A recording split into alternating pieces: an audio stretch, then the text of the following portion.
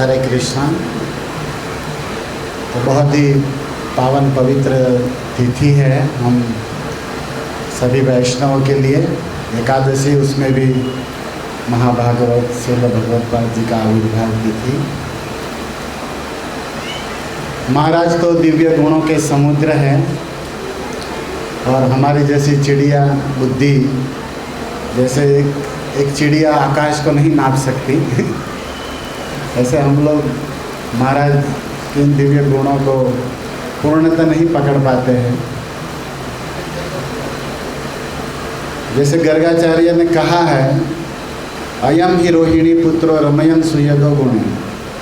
बलराम जी के विषय में नामकरण करते हुए भागवत में श्री गर्ग जी कहते हैं कि ये नंद बाबा, ये जो रोहिणी का पुत्र है वो अपने गुणों से सबको रमाएगा, आनंद देगा। और यदु नाम पृथक भावा, ये जो यदुवंशी है उसमें कभी कभी मुलमटाव होगा, पृथक भाव हो जाएगा। या फिर नंद बाबा जो गोप जाति और सुर क्षत्रियों में, तो उनको एक करके रखेगा। ऐसे चैतन्य चरितमृत के तत्व से भी हम जानते हैं कि गुरु जो है वो बलराम के शक्ति विलास हैं और महाराज जी में ये गुण दिखता है। इस बार मैं 1 महीने 1.5 महीने पहले सूरत में था, तो परम पूज्य श्री राधा गोविंद गोस्वामी महाराज के चरणों में बैठा था। तो उन्होंने कहा, क्या कर रहे हो आजकल? ऐसे ही पूछा। बोला, कुछ नहीं, भार बढ़ा रहा हूँ भूमि पर। वजन बढ़ाना था, वजन बढ़ गया। महाराज हंसते हुए कहे कि देखिए, मैंने कहा महाराज आप सुनते हो ना कि हम भावनगर में कुछ कर रहे हैं थोड़ा बहुत। आप कई बार निवेदन किया गया, आप सूरत आए हो, बड़ौदा आए हो, अहमदाबाद आए हो, तो भावनगर तो क्यों साइड कर रहे हो? कोई दोष गलती हो तो बताओ। महाराज ने कहा कि जब तक गोपाल कृष्ण महाराज भावनगर में चरण नहीं रखेंगे तब तक आप मुझे कहना भी नहीं। तो मैंने कहा, मैं थोड़ा चिंतन विचार में पड़ गया कि पता नहीं महाराज क्या साधु को पहचानते। ऐसे किसी भी वैष्णव का जो आभूषण है ना, वो तितिक्षा है। भागवत के अनुसार भगवान कपिल कहते हैं ना, तितिक्षा व कारुणिका। और महाराज बताए उस समय मुझे कि तितिक्षा के विषय में वीर राघव आचार्य टीका लिखते हुए भागवत में कहते हैं, मूर्खेषु अपि शितिवत सहनशीला। तितिक्षा मतलब टॉलरेंट, सहन करना। एक साधु का एक सद्गुण होता है कि वो सहता है सब कुछ। कैसे सहता है? शितिवत, पृथ्वी टॉलरेंट एवरीथिंग, वो सब सहती है ना पृथ्वी। और अपने कुछ मूर्खतापूर्वक, मूर्ख शिष्य या मूर्खता उठपटांग, उसको भी वो सह लेती है। और गिरधरलाल वहाँ पर लिखते हैं तितिक्षा कर उसकी टीका में भागवत में कि परा अपरा अपराध सहनम इति तितिक्षा। जो अपने के या परायों के सबके अपराध को सह लेता है वो है साधु। और ये गुण मैंने गोपाल कृष्ण महाराज में अपने जीवन में देखा है। महाराज बता रहे इस समय हम क्या समझ सकते हैं साधु को, लेकिन एक साधु को समझता है। तो मैंने कहा, महाराज आप कहना क्या चाहते हैं, क्लियर बताइए। उसने कहा कि मेरे पास राधा गोविंद महाराज की दीक्षा के 30-40 लेटर है भक्तों के। कमलोचन प्रभु के चरणों में मिराडू कमेटी में मैं 4 साल उसको रखा, 3 साल ट्रेनिंग दिया वहाँ, फिर 3-4 साल इनके चरणों में रखा। उन्होंने कहा ओके। फिर कहा कि आपको जसोमती प्रभु के पास जाना पड़ेगा लेटर साइन के लिए। मैं बोला और 5-6 साल की लग गई भक्तों की लेकिन जसोमती प्रभु के साथ थोड़ा साधु भाव था हमारा, वो कुछ पता नहीं कुछ कृपा कर दी। 1 साल 1.5 साल में मैं बोला, भक्त लोग सब नाराज थे, बोले अभी भी 1 साल आप दीक्षा के लिए लेट करा दिया। मैं बोला आप सब भाग्यशाली हो, 5 साल से 1 साल हो गया। तो जसोमती मतलब 5 साल, बोले 5 साल इधर मिराडो में वेट कराया, अभी उधर। तो मैं महाराज से निवेदन किया कि अभी अब कुछ करिए। तो महाराज ने कहा कि गोपाल कृष्ण महाराज से योग्य गुरु, अगर आप मेरी प्रसन्नता चाहते हो तो उनके पहला दीक्षा प्रोग्राम कराओ, और वे जब दीक्षा देंगे तब तो हम उनके अनुगमन में कुछ उनके नेतृत्व में बताते हैं। तो मैंने कहा रियल क्या है? तब महाराज स्पष्ट बताए कि मैं पहले भी इसको बताया हूँ कि जुहू से जब प्रभुपाद महाराज का हाथ पकड़कर गोपाल कृष्ण महाराज वो उतर रहे थे नीचे, और उस समय राधा गोविंद महाराज ब्रह्मचारी थे जुहू में, और गोपाल कृष्ण महाराज उसके सेक्रेटरी प्रभुपाद के बहुत नज़दीक थे। तो ऐसे ही घूमते हुए निकल गए तो ए बिहारी, प्रभुपाद ने कहा इसको महाराज को, बिहारी दा हिंदी में कहा। तो गोपाल कृष्ण महाराज के साइड उनको लेकर ही आ रहे थे, प्रभुपाद बहुत बोलाए थे। तो उसका ऐसे ही मेरा हाथ पकड़ के गोपाल कृष्ण महाराज के हाथ में रखा कि गोपाल इस बिहारी का ध्यान रखना और इनको अपनी शरण में रखना। तब से महाराज कहे कि जब सन्यास की बात आई तो मैंने अपना सन्यास गुरु श्री गोपाल कृष्ण गोस्वामी महाराज को बनाया।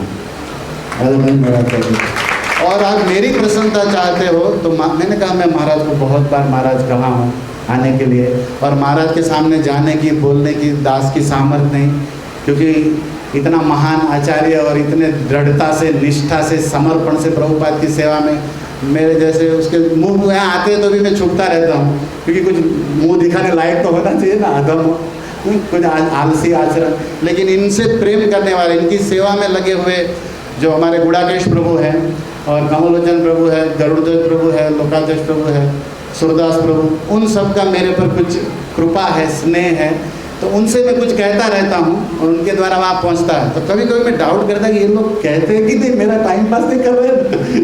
कभी कभी दुष्ट बुद्धि है ना, जीव है तो मानते हैं, लेकिन फिर भी डाउट करते कि पता नहीं अपना ही चक्कर चलाते हैं कि मेरा तो कुछ कहते ही नहीं होंगे वहाँ। तो लेकिन महाराज को सब पता। इस बार क्या हुआ, रथ यात्रा उत्सव हमने भावनगर में किया, लास्ट बार बताता हूँ। तो कमलोचन प्रभु कहे कि आप महाराज को इनवाइट करो, फ़ोन करो। मैं बोला आपका काम है, मेरा साहस नहीं है उतना फ़ोन करने का, वो भी अगर मिल जाए तो कभी निवेदन कर सकता हूँ, फ़ोन करो। तो गरुड़ध्वज प्रभु भी कहे कि आपका जिम्मेदारी है, करना चाहिए। तो रथ यात्रा के 2 दिन पहले बहुत साहस जुटा कर प्रणाम जगन्नाथ जी वहाँ, उसको कर करके मैं बोला ट्राई करता हूँ, फ़ोन भी मिल जाए कहीं। ऐसा तो झाड़ी लेक्चर झाड़ देते, लेकिन वहाँ से बाहर निकल जाती। तो मैं ऐसे ही फ़ोन पकड़ा, बहुत सीरियस प्लान बनाया, क्या क्या बोलूँगा, क्या क्या निवेदन कभी किया नहीं, मैं कभी बात नहीं किया, तो कैसे करूँ। तो फिर भी मैं इन लोगों ने बोला और जिम्मेदारी में आता है तो बोलना ही है। तो उसके आशीष ने उठाया, मैं बोला मैं कुंडल कृष्णदास भावनगर से हूँ और महाराज अभी फ्री है क्या, मैं बात करना चाहता हूँ। तो वो तो जानता नहीं हमको कौन सेक्रेटरी बन, वो महाराज को बताया कि कोई भावनगर से कुंडल कृष्ण है। तो महाराज ने कुछ बोला, सीधा फ़ोन उठाया, ले लिया उससे आज से, हरे कृष्णा, सीधा आवाज़ में बोल हरे कृष्ण महाराज। आई नो एवरीथिंग, वो इंग्लिश में बोलने लगे कि तुम जो कर रहे हो मुझे सब पता है। बोला हाँ महाराज, लेकिन मेरी प्रार्थना है कि आपको रथ यात्रा उत्सव प्रभु का आप प्लीज़ पधारिए, आपके चरण लोगों भक्तों को लाभ मिलेगा। तो महाराज इतनी विनम्रता से कहे कि देखिए आप बहुत अच्छा काम करते हैं, मुझे पता है, लेकिन आप हमें क्षमा करें, मेरी इच्छा है वहाँ आने की, लेकिन तबीयत और बिजी शेड्यूल के कारण नहीं आ पा रहा हूँ, लेकिन मैं ज़रूर आऊँगा कभी ना कभी। लेकिन आऊँ ना आऊँ, मेरा हृदय वहाँ जहाँ प्रभुपाद की सेवा हो रही है सही भाव से, वहाँ मेरा हृदय आशीर्वाद है। फिर मेरे को थोड़ा साहस ऊँचा, फिर बोला अब कुछ और बात करता हूँ, अभी तो थोड़ा एनर्जी मिला। तो बोला अभी कुछ बोलना चाहिए और विषय। बोला महाराज आप आएंगे तो एक बड़ा प्रोग्राम हो रहा है, हाँ वो सब करेंगे, लेकिन आप अभी इसके लिए मुझे माफ़ करिए। मैंने कहा महाराज माफ़ी मैं नहीं कहा माफ़ करने वाला, आप स्वामी गुरु है, आप आशीर्वाद दीजिए। लेकिन मैं आप भक्तों को ये बताना चाहता हूँ कि इतने बड़े आचार्य गुरु, लेकिन अपने आप को कितना, हम जैसे तुच्छ लोगों के सामने भी इस तरह कहना कि आप हमें माफ़ करिए और मैं नहीं आ पाऊँगा, ये तो आज्ञा दे सकते हैं, लेकिन यही एक साधु की साधुता है, कृत्यवाद साधु। इसलिए कपिल भगवान ने जो कहा है ना, साधव साधु भूषण, हमारे प्रिय गोपाल कृष्ण गोस्वामी महाराज साक्षात इसके मूर्तिमान स्वरूप है। मैं इसको समझता हूँ भागवत की गीताओं से, और मैं अपना नहीं बता रहा हूँ, हमारे गुरु महाराज बता रहे थे, उनके विषय में वो बता रहा हूँ। और उन्होंने कहा कि आज इस्कॉन में सबसे बड़ी आवश्यकता है तो मेरी बुद्धि से बोले गोपाल कृष्ण महाराज की, क्योंकि वो जहाँ भी जाते हैं निस्वार्थ भाव से सबको जोड़ना चाहते हैं, एक रखना चाहते हैं, और वो यही चाहते हैं कि कैसे प्रभुपाद जी का और इस्कॉन का नाम आगे बढ़े। और आप कुछ भी प्रभुपाद के लिए, इस्कॉन के लिए करते हो तो महाराज आपको जाने न माने, उनकी कृपा आपके पास पहुँच जाएगी। इस बात को ध्यान में रखिए। तो इस तरह आप सभी वैष्णव से मैं यही प्रार्थना करता हूँ। मैं तो आलसी हूँ, अभिमानी, अहंकारी, सब दोष भरे हैं। और ये अभी प्रभु जी बताए कि वहाँ के मैनेजर, कुछ मैनेजर फैनेजर नहीं है, सेवक हैं, और वहाँ एक ब्रह्मचारी है, वेणु गायक प्रभु, वही संभालते हैं।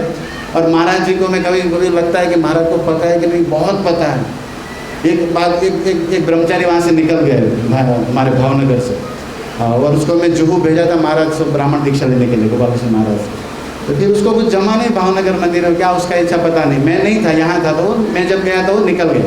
फिर एक 6-7 महीने के बाद वापस आया। मैंने कहा प्रभु फिर से क्यों सेवा में आए? बोले गोपाल कृष्ण महाराज ने भेजा। मैंने कहा तुमको कहाँ मिल गए और क्यों भेजा इधर? तू तो मेरा भेजा इधर खा रहा था, तुमको क्यों भेजा? तो बोले, मैं तब सरप्राइज हो गया कि बोला महाराज को सब पता है। मैं बोला, बोले सूरत आए थे और सीधा महाराज ने उसको कहा कि यू आर फ्रॉम भावनगर, पहचान गए कि तुम भावनगर से। तो वो कुछ भी बोले उसके पहले कहा गो टू भावनगर, पहले भावनगर जाओ। तो बोले मैं कुछ बोल नहीं पाया और सीधा तुम्हारे पास आया, कैसा भी मुझको रखो। आज भी वो नहीं है, ये शिष्यों की कृपा है। लेकिन मैं समझता हूँ कि महाराज को सब पता है कि जैसे वो चाहते हैं कि कोई मंदिर में कोई भक्त है तो वहाँ आगे बढ़े, सब प्रोग्रेस हो। अंत में इतना ही मैसेज महाराज के चरित्र से, उनका जीवन ही प्रचार है, बोलने की भी आवश्यकता नहीं। प्रभुपाद के प्रति निष्ठा, समर्पण, उनकी आज्ञा इच्छा ही उनका जीवन प्राण है। और ऐसे गुरु महाराज, ऐसे आचार्यों की शरण में हम हैं। अगर महाराज को थोड़ा भी प्रसन्न करना चाहते हैं तो हमें भी महाराज से प्रार्थना करनी चाहिए आज के दिन कि वो हमें वो सहन शक्ति दे।